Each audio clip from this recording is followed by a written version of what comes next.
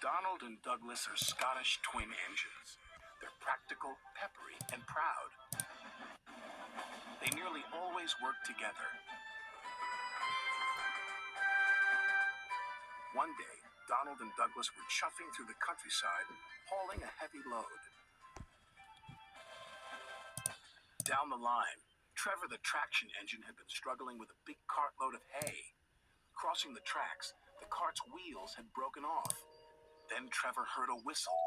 "Oh no," Trevor cried. Donald could see the cart. "Stop," he cried. Donald's driver applied the brakes, but it was too late.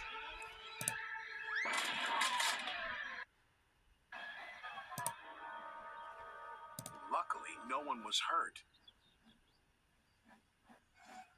"Stop being pushy," Donald snapped. "Don't call me pushy," Douglas snapped back. "You shouldn't have pushed me into the cart," huffed Donald. "You pulled me, you mean," argued Douglas. "Didn't. Did.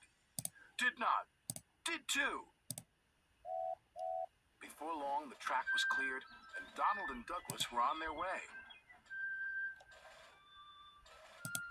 The twins were so cross they refused to speak to each other for the rest of the day.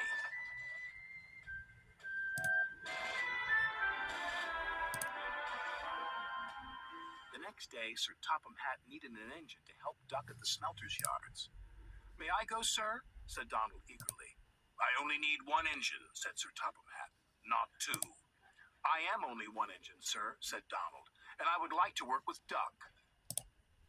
Sir Topham Hatt was surprised, but agreed. Thomas was worried. "Won't you miss one another?" he asked. "I know I'd miss Annie and Clarabel. I'll work better on my own," sniffed Douglas.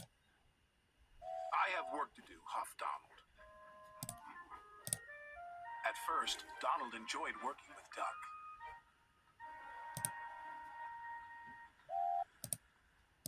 Then things started to go wrong.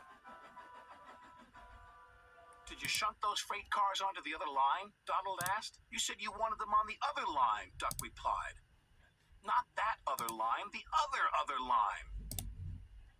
Donald was cross. Douglas would have known what I meant. He huffed. Douglas was working on his own. He chuffed dutifully through the beautiful countryside. But Douglas had no one to share it with. Although he tried not to, he was beginning to miss his twin. That night, Douglas's driver took him to visit Donald. "I was just passing," said Douglas. "Have you come to say you're sorry?" Donald sniffed. This made Douglas very cross. "I've nothing to be sorry for," he said, and steamed away in a huff. The next day, Donald was in a bad mood. Duck could see he was getting too close to the buffers. "Look out!" Duck shouted, but it was too late.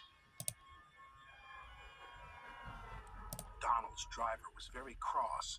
"This wouldn't have happened if you were working with Douglas," he said. Donald knew he was right, and Duck knew he couldn't pull Donald back onto the rails. So he went for help. Douglas was sadly finishing his work as Duck steamed into the depot. "Donald is in trouble," said Duck. "Donald in trouble," Douglas cried. "I'm on my way." And he steamed off as fast as he could.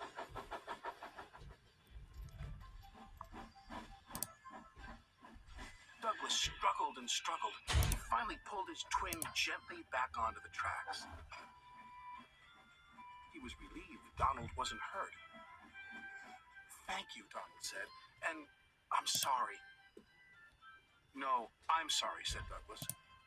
"I'm sorry," insisted Donald. "Don't argue about who's sorry," chuckled Duck. "Just be glad you're back together." And they were.